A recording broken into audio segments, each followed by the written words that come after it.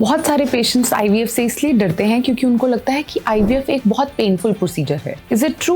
Let's understand. IVF एक medical step by step procedure है जिसमें 4-5 स्टेप्स हैं और ऑलमोस्ट सब पेनलेस हैं। आईवीएफ के फर्स्ट स्टेप में पेशेंट को हार्मोन के इंजेक्शंस लगते हैं जो एक स्मॉल इंसुलिन इंजेक्शन सिरिंज से लगते हैं जो ऑलमोस्ट पेनलेस हैं और पेशेंट आराम से घर पे लगा सकता है।